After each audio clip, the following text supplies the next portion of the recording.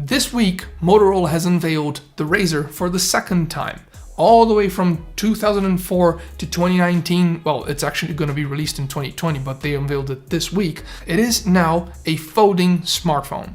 Super awesome execution, seems really interesting, and it's flashy, new, it's nostalgic as hell, and everybody's been talking about it. But Motorola has actually brought to the market a couple of other different things in the smartphone department this year that kind of got swept under the radar because they weren't as flashy. And since they were different and interesting, we're talking about one of those today. And this video is sponsored by Tribit. They make some of the best bang for buck Bluetooth speakers you can grab in the market, so stick around to the end of the video to learn how you can enter for a chance to get one for yourself. And now let's talk about this guy. This is the Motorola One Action with a very specific and rather unique focus. I really think it's time that we get to know this a little bit better, shall we?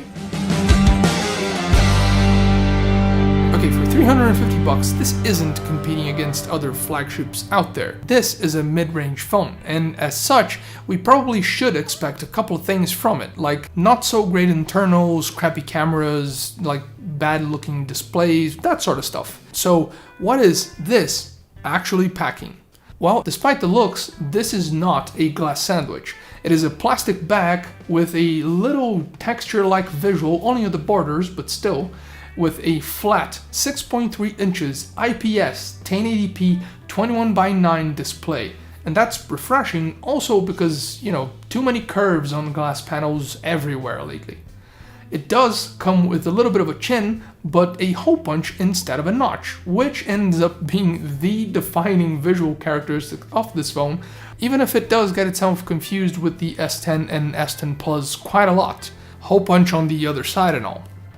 The display has good, vibrant colors, and it gets more than dim enough for when you need it, but it just lacks a little bit of brightness for outdoor scenarios.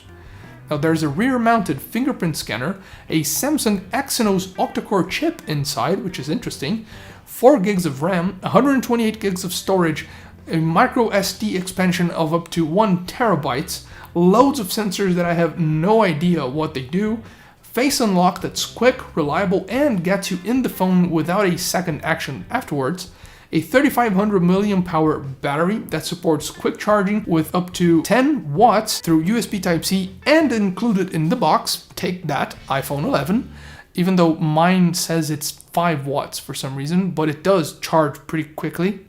A single Dolby speaker on the bottom, a 3.5mm jack that's clear and powerful enough on the top for most use cases, and lastly, a single camera on the front with a triple camera on the back. And pro tip, this is super slippery, so make it a habit of actually using it with the included silicone case that comes in the box, unless you want this thing to fall. And I wouldn't push my luck. Just saying. Now in software, there really isn't much to talk about here. In some markets, the One Action is part of the Android One program, and in others isn't. I'm not really sure why. And this version that I've tested is, so that translates to smooth sailings. If you've used or seen any Motorola phones in the past couple of lots of years, any of the motions and chops and stuff that you can do with it, everything is still here. What's different is that the UI and the actual software has been stripped back down to stock Android, which is good because it makes the actual experience of using it quite smooth. It's obviously not gonna outperform other phones with more, beefier specs, more powerful chips, but it will do the job and get you through what you need it to do. And you probably won't even notice that much of a difference unless you're comparing it side by side to something else that has a more powerful chip, or you're coming from a more powerful chip by any chance.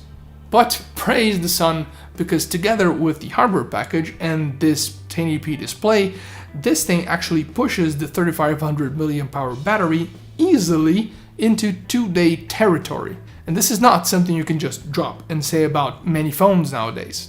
Granted, because this is not as powerful as my previous S10 Plus, that time was rearranged into using the phone with tasks that the One Action actually performs quite well.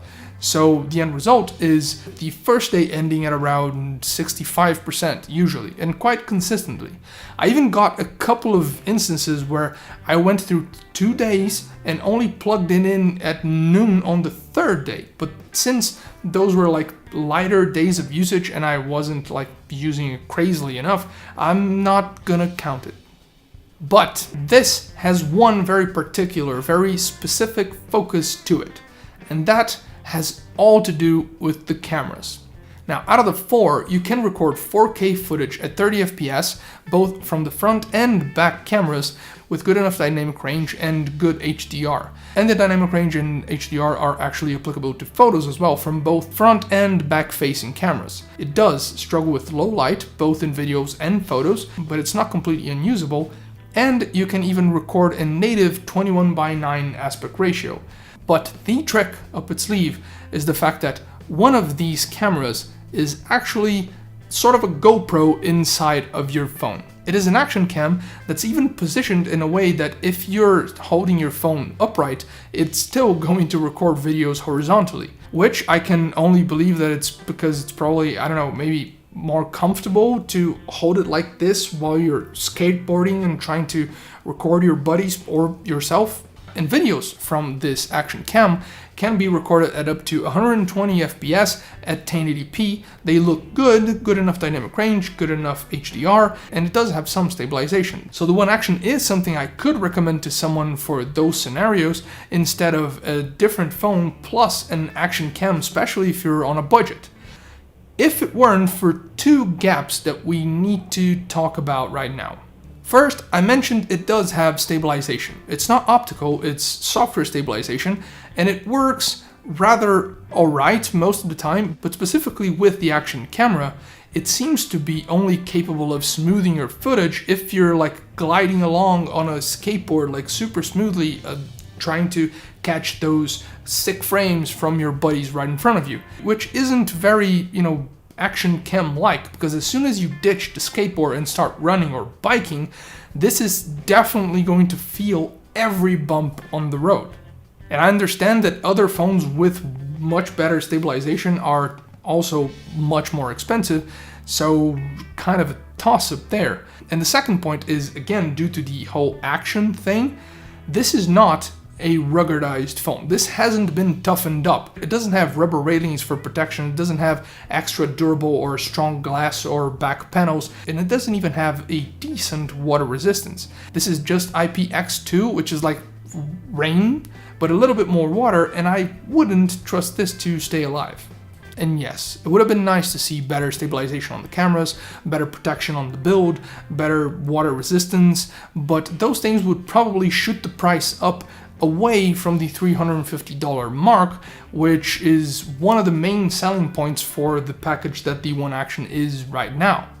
Even if, despite being a good package, I do feel like if you're not getting this specifically to use the action camera, you would probably find yourself better options elsewhere, because it kind of wouldn't make much sense. And that's not to say that only people that are super into action cameras would enjoy using this phone.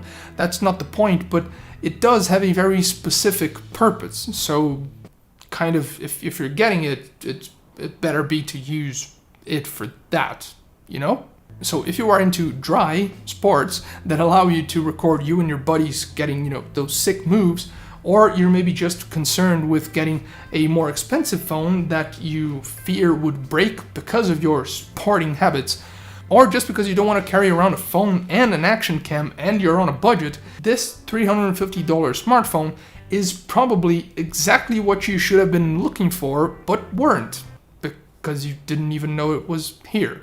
And that's been it for today. Hope you guys enjoyed the video, so leave any comments or suggestions down below as usual for feeling like it. Thanks a lot for watching, and I'll catch you guys later. Okay, so for you guys that stuck around to the end, here's what you gotta do for a chance to win a brand new Max Sound Plus from Tribit. Make sure you follow both them and myself on Instagram, the links are everywhere, and leave a comment down below on why you would want one of these. And I don't know, anything else you want. Maybe song lyric, like the recipe for, a good recipe for a burger. There, the best recipe for a burger is gonna win one of these. So leave it down below. Oh, and make sure that I can actually DM you back through Instagram or whatever so that, we can arrange it.